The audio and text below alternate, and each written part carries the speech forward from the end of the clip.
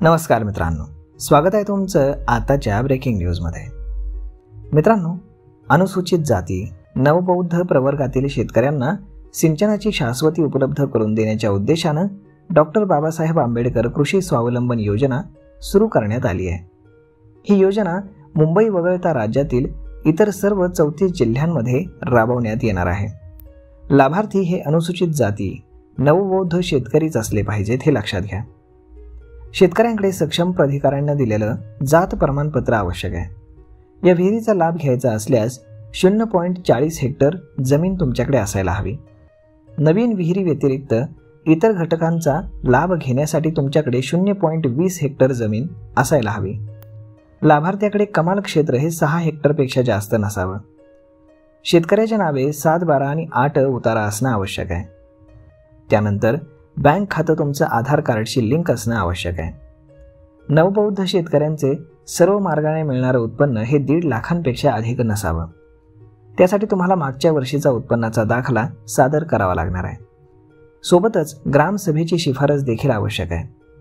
नवीन विहीर घेण्यासाठी तुम्हाला 2,50,000 रुपयांचं अनुदान मिळणार आहे आणि जुनी विहीर दुरुस्त करण्यासाठी 50,000चं अनुदान।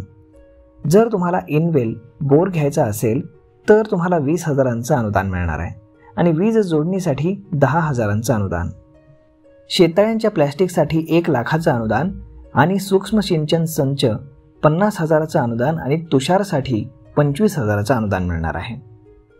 त्यानंतर नवीन विहीरचं जर पॅकेज असेल तर त्यासाठी 3 लाख ते 3,30,000 पर्यंतचं अनुदान मिळणार आहे। सोबतच शेततळ्याचं अस्तरीकरणासाठी तुम्हाला 1,55,000 ते 1,80,000 पर्यंतचं अनुदान मिळणार आहे। त्यानंतर सोलर पंप यासाठी तुम्हाला 30,000चं अनुदान मिळणार आहे। तर मग मित्रांनो, अशा पद्धतीनं डॉक्टर बाबासाहेब आंबेडकर कृषी स्वावलंबन योजना सरकारनं आणलेली आहे। या योजनेचा जास्तीत जास्त लाभ आपण घेण्याचा प्रयत्न करावा।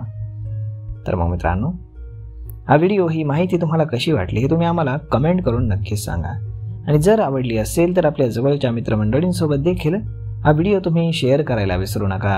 धन्यवाद।